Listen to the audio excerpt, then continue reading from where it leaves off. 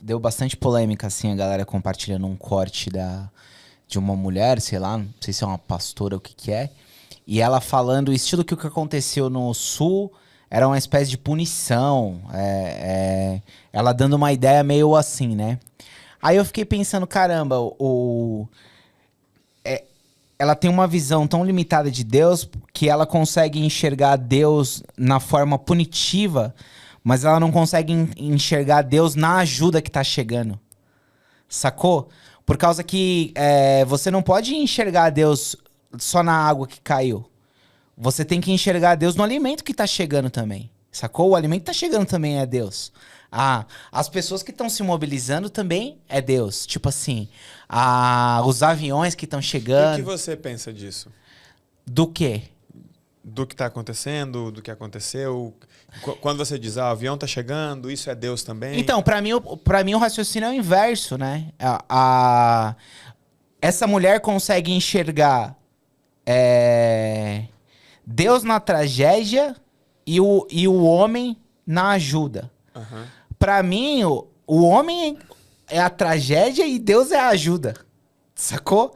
É diferente a parada. Tipo assim, a tragédia tem a ver com negligência na questão climática, tem a ver com negligência numa questão de planejamento de cidade, de evacuação da água, de política pública, de várias coisas. Agora, quando um monte de gente que não é daquele estado se mobiliza e fala assim: eu vou fazer alguma coisa, eu vou mandar uma parada, eu vou ajudar, eu vou ir pra lá, eu vou catar meu jet ski e vou meter na água e vou resgatar a gente. Aí pra mim é Deus, entendeu? Tá mais perto do Deus que eu acredito, sacou? Eu estou escrevendo um livro que se chama Desenho de Deus. Legal. E a frase que geralmente as pessoas usam, a expressão que tem nas frases que as pessoas usam para explicar suas percepções é sempre o "pra mim". E a gente precisa considerar o "pra mim", na minha visão, na minha versão, Isso. na minha preferência. Isso. Porque muitas vezes a gente impõe ao outro É. uma expectativa, uma iniciativa divina que talvez seja e que talvez não seja. Os humanos precisam aprender a se relacionar mais como humanos. Isso vai fazer com que essa inteligência relacional avance. Uhum. Porque quando a gente coloca Deus no meio, aí é aquela coisa. Você tem os atravessadores da mensagem, né? Isso. Você tem os pedágios nessa relação. E isso é que é perigoso. Porque às vezes a gente precisa entender que e se a gente tirar Deus dessa equação? Sim. Na equação do vamos fazer com que, pelo menos por um instante, Deus não seja o DJ do mundo. Isso. Aquele que joga para lá ou joga para cá. Isso, legal. E se formos só nós? Na relação, não estou falando da criação, estou falando da relação. Sim. Eu posso me relacionar com você da forma como eu sou capaz, da forma como eu prefiro, da forma como eu dou conta. E o contrário também. Porque quando a gente coloca Deus na equação, às vezes tudo pode parecer até desumano. Uhum. Então, por exemplo, eu vi um vídeo, e aí é só para entrar na mente mesmo e fazer a galera refletir. Eu vi um vídeo onde o rio descia, levava todas as casas e só sobrava uma igreja. E as pessoas estavam dizendo, olha o poder de Deus. Dependendo da visão que se tenha de Deus, você fala, que poder? Ele errou a mira. Se foi ele que jogou a água, ele errou a mira. É lógico que isso é um raciocínio de lógica, não é um raciocínio de fé. Fé respeita qualquer coisa. Entendeu? Porque quando as pessoas viram e falam, vamos clamar para que o Senhor resolva essa situação, será que não é melhor a gente entender que a gente criou e só a gente pode resolver? Porque se eu for usar o poder de Deus nessa situação, aí eu prefiro o poder lá atrás para ter segurado a chuva. Exato. Teria sido mais fácil, até para ele. Então, por que eu faço essa provocação? É porque talvez Deus não esteja jogando o nosso jogo, nem vivendo a nossa vida. É possível que Ele tenha criado tudo isso? É possível que exista a vida eterna? É possível, tudo é possível. Mas é possível também que a nossa maldade seja só a nossa limitação ou a nossa burrice. E que a nossa bondade seja só a nossa cura, a nossa evolução ou até a nossa vaidade se manifestando. Porque quando eu vejo, e eu acompanho muitos atendimentos, de pessoas que entraram em parafuso só porque elas não entenderam por que Deus não foi para elas o que as outras pessoas disseram que seria, isso machuca, isso Sim. dói. Existe um prejuízo relacional, não da fé, não de Deus, mas das garantias que os homens estão dando para os outros homens em nome de Deus. E onde essas garantias acontecem? Nas religiões, onde humanos se reúnem para falar sobre Deus. E muitas vezes esse assunto, esse tema ou essa conversa se resume ao que eu chamo de papo de formiga. Sim. Sabe o que é papo de formiga? Deve ter formiga aqui. E elas têm alguma opinião sobre a gente. Elas podem falar que você é uma coisa, que eu sou outra. Claro. E que a gente está falando uma série de coisas. Mas a gente não tem participação. Não, o Murilo Gun, ele fala uma coisa que ele diz assim, que você não consegue explicar. A sua sombra, ela tá em 2D, né? Tipo, minha sombra tá aqui na mesa, ela tá em 2D. Eu tô em 3D, em 4D, sei lá. Eu não consigo explicar pra minha sombra o que é o 4D. Por causa que ela só enxerga em 2D. Ela é deitadinha daquele jeito. E aí ele fala que é mais ou menos a gente trocando ideias sobre espiritualidade. Pra mim é bem isso. E no fundo, pra mim, as pessoas erram na mão, inclusive na teologia, quando elas se perdem do significado da teologia. A teologia é uma ideia humana sobre Deus, mas ela foi construída por humanos. Papo de formiga. O que nós achamos daquilo que nós estamos vendo. Para nós aqui ainda é pior. O que nós achamos daquilo que nós supomos. E achamos com muita força e começamos a acreditar. Acreditamos com muita força e chamamos isso de fé. Aí vem o chato que eu sou e diz: a força com que você acredita em algo não obriga isso a ser verdade. Então nós precisamos pensar um pouco mais sobre essa questão e nos permitir ter uma conclusão, um desenho próprio. Porque nós não podemos mais ficar herdando desenhos, imagens, formas de outras pessoas. Peraí, deixa eu pensar. Porque uma pessoa que está clamando, Senhor, me socorra, ela acredita em quê? Que Deus vai mexer os pauzinhos. Se ele controla os pauzinhos, ou ele fez a bagunça, ou ele não mexeu os pauzinhos para evitar. E aí se você diz, não, mas nós fizemos a bagunça, então Deus não tem que limpar. Deus não tem nada a ver com isso. Quando a gente começa a viver a nossa vida dizendo Deus não tem nada a ver com isso, aí para mim é o extremo da gratidão. É aquele cara que olha e fala, aquilo que nos criou com plenitude, nos deu tudo que precisávamos para ser tudo o que poderíamos ser. Basta termos coragem de ser. Basta termos coragem de tentar. E respeitar o limite, o tempo de cada um, respeitar o que o outro é, o que o outro não é. Porque quando eu justifico em nome de Deus, eu posso tudo, até o mal. Até o mal. Então, esse lugar da inteligência relacional, ela considera tudo que o outro está fazendo, inclusive em nome de Deus, para tentar afetar o meu estado ou a minha ação. E quando Deus entra no assunto, é uma das melhores formas de desligar a razão do outro. Sim. O sujeito vai raciocinando até a página onde a vontade de Deus aparece. Só que ela está sendo mostrada, apresentada e muitas vezes até condicionada por um outro humano. Entendi. Muitas vezes o assunto Deus é usado para encerrar o assunto, né? Muitas vezes o assunto Deus é usado para encerrar o assunto e Deus só se resume ao assunto. Exato. Entende? Então, é desafiador tentar fazer as pessoas amadurecerem. Por quê? Porque talvez elas tenham um relacionamento infantil com Deus. Elas têm um relacionamento de pai. Quem tem um relacionamento de pai é um ser órfão. Quem é órfão não se desenvolveu. Quem é órfão não se completou. Quem é órfão não se resolveu ainda. Se eu tenho com Deus uma relação de pai, eu tenho com você uma relação de irmão. Isso cria comigo, isso cria em mim, ou isso cria em nós uma dívida ou uma expectativa. Se você é meu irmão, eu digo que o meu pai disse que você tem que fazer algo por mim, quem é você para dizer não? Ou como você vai se sentir se você não fizer? Então, por que a gente não pode socorrer alguém só porque a gente quer socorrer? Por que a gente não pode não socorrer alguém só porque a gente não pode socorrer? Porque, no fundo, isso é muito mais moral e ético do que espiritual. É feio não mandar nada para o Espírito Santo? Desculpa. É feio não mandar nada para o Rio Grande do Sul? Eu tô mandando. Mas é feio não mandar? São pessoas, são famílias, são seres humanos. É feio não mandar? Porque se a gente coloca que é feio, que é desumano ou que não revela a vontade de Deus na minha vida, e o que nós fizemos com os venezuelanos?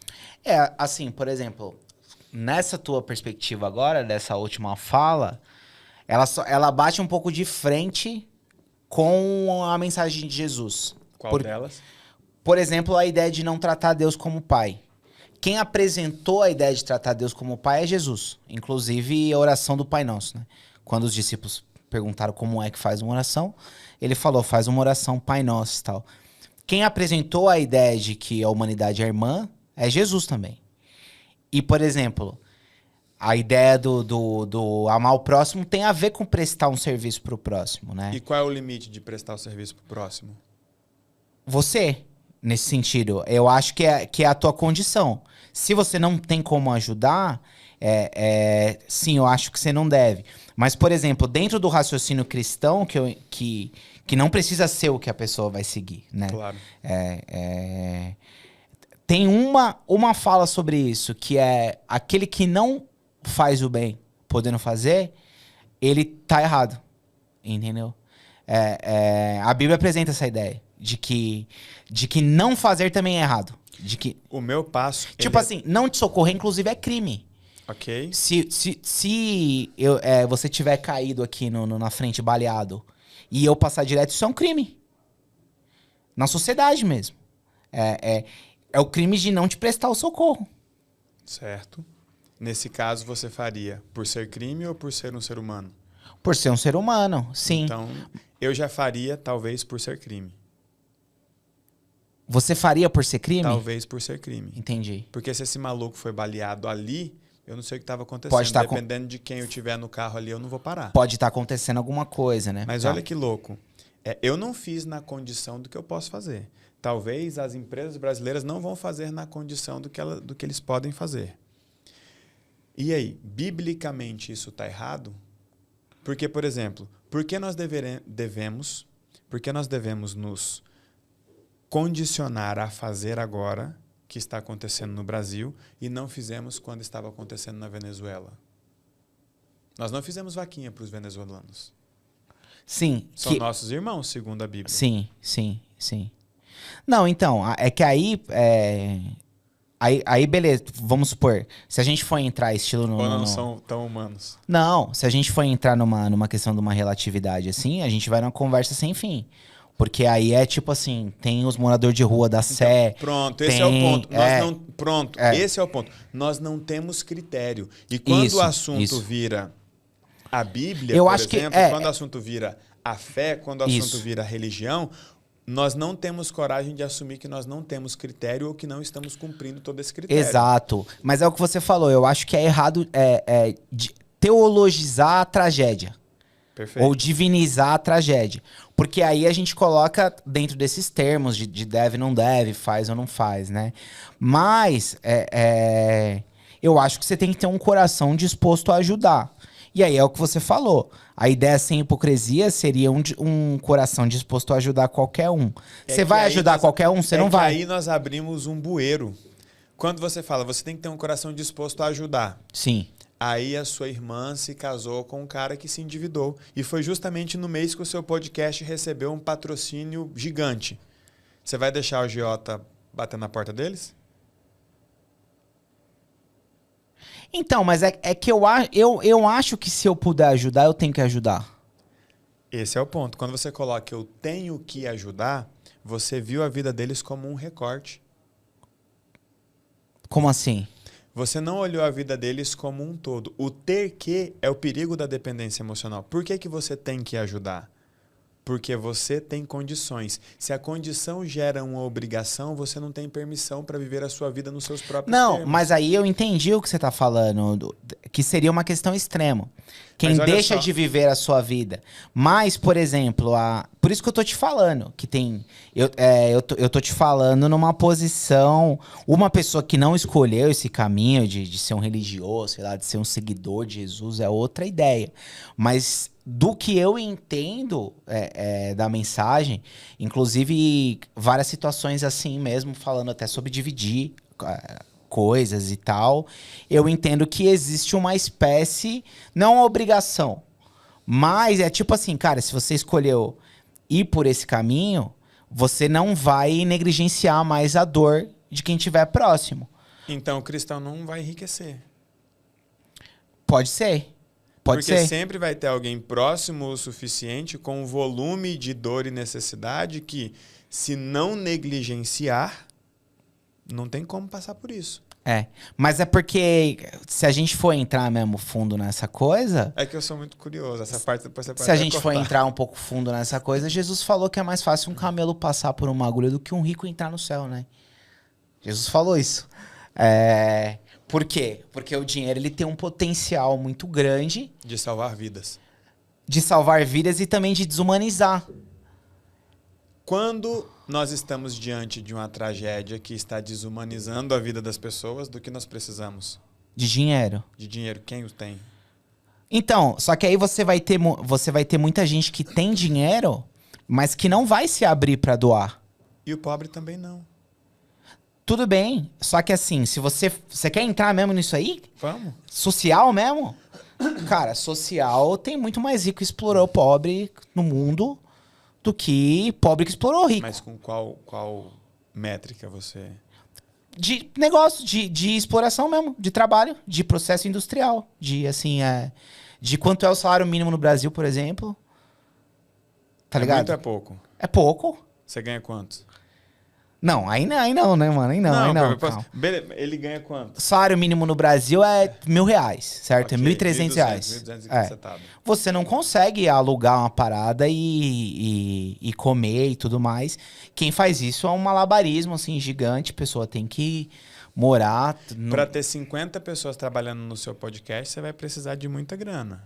Sim. Não vai? Isso é uma exploração ou é uma oportunidade? Exploração se eu não pagar elas com um salário que elas conseguem viver, entendeu? Tipo assim, que elas consigam viver, que elas tenham pelo menos condições de viver. E aí o que você vai ver? São várias pessoas que... são poucas pessoas que têm muita grana e muita gente que não tem nada, cara.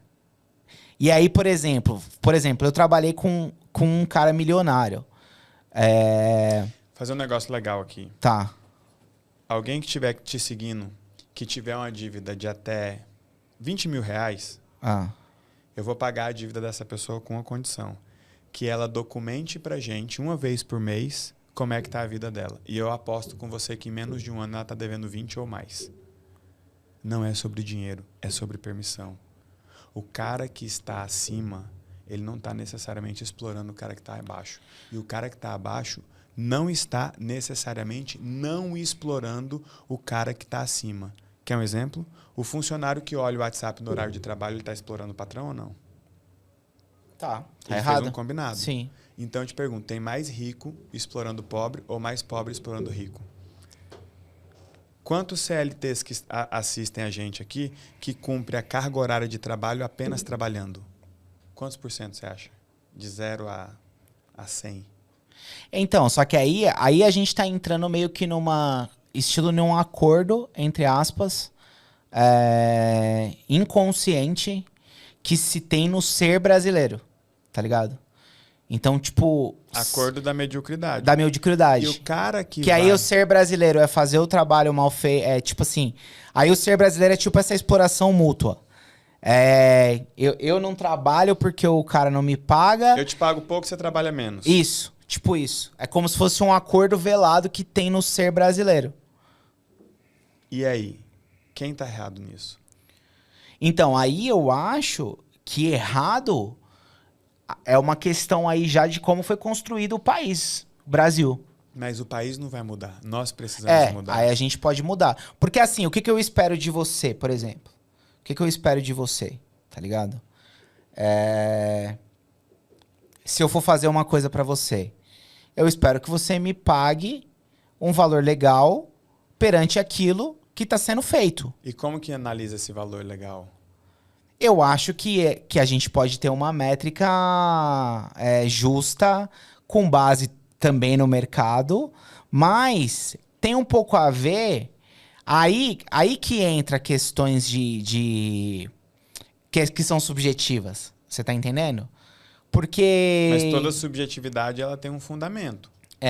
Porque, tipo assim, vai entrar numa parada que vai entrar um pouco à vontade da pessoa no sentido. Porque assim, eu não vou conseguir te explicar. Porque assim, se eu falar pra você que vai se basear no mercado, aí vamos supor que você fala assim, pô, o mercado paga R$1.000 pro social media, tá ligado? Então eu vou pagar R$1.000 pro meu social media, né? Só que você é um cara que, sei lá, que você... Fatura 1 milhão com que aquilo. fatura 1 milhão. Você podia pagar um pouco mais. Só que nada te obriga a pagar um pouco mais. Mas qual foi a conta de que é o trabalho daquele social media que gera esse 1 milhão? Ou que é só o trabalho daquele social media? Não é só. Não é só. Eu acho que não é só. Mas você é a favor de remunerar bem as pessoas? Os meus são pagos porque eu tenho medo de perder. Entendi. São bem pagos. Os meus recebem assim. Não tem a ver com nenhum valor seu.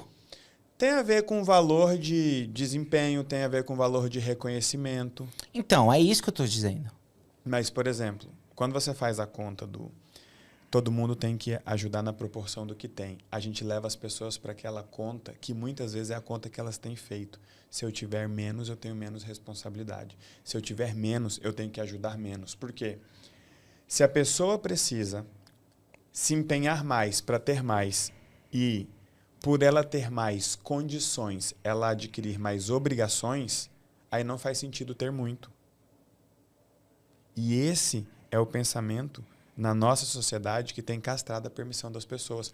Para que eu vou ter muito se quando tiver problema lá, eu vou ter que socorrer? Mas então, cara... Lá eu digo, na casa, no amigo... Cara, eu não posso concordar com essa fala sua. Porque eu acho que quem tem mais responsabilidade mesmo. Mas por quê? Simplesmente pelo fato dele ter mais.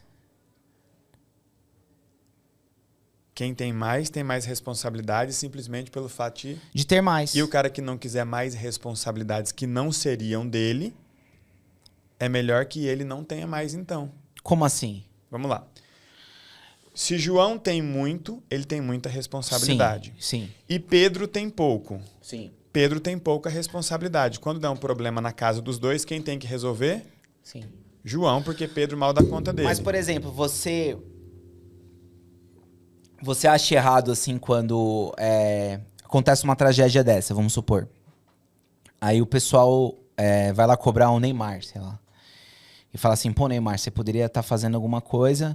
Porque todo mundo sabe que o cara ganha milhões, né? Milhares de pessoas mandando um pouco, assim, R$100, sei lá, 50. Elas têm, às vezes, muito menos poder do que o Neymar sozinho. Então, o que está sendo discutido aí é sobre poder. Não, o que a gente está discutindo aqui é o estilo de vida que a pessoa leva, que leva ela a poder. Isso. O Neymar levou um estilo de vida, ele abdicou de muita coisa. É muito fácil chegar e falar, Neymar, você que tem muito, você tem que dar muito. Mas porque o João ele não tem nada. Mas é porque ele tem poder, Elton, entendeu? Beleza, Nessa situação que a gente precisa de ajuda, ele tem poder para ajudar muito. O Neymar foi um caso extremo. Vamos pro extremo menor? É a frase do Homem-Aranha, cara. Com grandes poderes vem grandes responsabilidades. Porra, mas aí você fodeu você pegando a frase de um roteirista, né? Não, mas é importante a gente ter esse pensamento, porque tem muita gente que está fugindo, inclusive, da prosperidade, por causa da responsabilidade. E não é responsabilidade com os desconhecidos, é responsabilidade com os conhecidos. Porque é até maldade da nossa parte chegar e falar, não, é nossa responsabilidade socorrer os nossos irmãos do Rio Grande do Sul. Cara, eu estou fazendo isso. Eu sei, eu vi lá. Vamos entender uma coisa. Por que nós não entramos na guerra da Ucrânia? Por que nós não entramos no caos da Venezuela? Por que a gente não... Mas você não acha que esse tipo de reflexão que você está fazendo, ele acaba sendo mais um incentivo a não fazer nada? Não. Não é um incentivo a não fazer nada, não. É só para que nós tenhamos um critério para que a gente não demonize as pessoas que não estão fazendo. Tá. Nós não podemos demonizar as pessoas que não estão fazendo, porque assim, pô, sacanagem, você não salvou lá o pessoal lá, o meu pessoal, tá aí o outro pessoal. Nós temos que ter coragem de fazer essa reflexão, porque atrás dessa reflexão tem a forma como nós estamos lidando com o próximo muito próximo. Com o próximo muito próximo. Quem ferra a gente não é quem tá longe, irmão. Quem ferra a gente é quem tá perto. Sim. Você diz assim, você se move pra ajudar numa outra cidade, mas você não ajuda um primo seu, um irmão seu, tipo uma parada assim. Qual é o critério? Porque se você estabelecer o seu critério, você vai entender como você está vivendo a sua vida. E se você estabelecer o seu critério, nós vamos entender como você espera que nós vivamos a nossa vida. Isso vale para o nosso pai, para nosso irmão, para o nosso tio. Por quê? Lembra que você falou que tem um cara que passa na frente de uma loja da Ferrari e fala, porra, um dia eu vou ter uma dessa? Se você coloca esse outro pensamento agora na cabeça desse cara, um dia eu vou ter uma dessa. O dia que eu tiver uma dessa, eu vou ter que socorrer todos os que não têm. É melhor não ter a Ferrari. Entendeu onde a gente aterrissou? Então, é melhor não ter se pra ele for ruim a ideia de que ele tem que ajudar. Então, mas você acabou de trazer a ideia de que grandes Porque eu não, poderes, grandes responsabilidades. Um cara que tem uma Ferrari, irmão, ele tem grandes poderes. Tudo bem, mas, por exemplo, pra mim, eu não acho ruim a ideia de que se eu tiver muito, eu tenho que ajudar. O ter que é o perigo. O ter que é o perigo. Porque você tem que ajudar. Se você tem que ajudar, qual é o critério? Não, Quem então, você tem que ajudar? mas você não tem que. Depende do que você escolheu, pô, pra tua vida, entendeu? Ninguém tem que nada, tá ligado? Ninguém tem que nada, ninguém tem que seguir nada, ninguém tem que ser de religião nenhuma, ninguém tem que casar. Mas percebe que quando com a gente quem, passa entendeu? a ideia à pessoa lá na ponta, porque a formação de relação, a ideia de como as pessoas têm que se relacionar, vem sendo passada para elas há muito tempo. Vem sido passada para Então, elas. aí se você for pensar no Brasil, o Brasil vai ter uma visão cristã, né? Por causa da Igreja Católica e tudo mais. Então, essa ideia até de assistencialismo, de ajudar o pobre, de tudo mais, é uma herança de um pensamento cristão. Mas a pessoa não precisa ter esse pensamento. Agora, assim, se você for perguntar pra mim o que eu acho dentro da minha cosmovisão, tipo assim, da minha lente da parada, então eu vou achar algumas coisas, entendeu? Claro. É.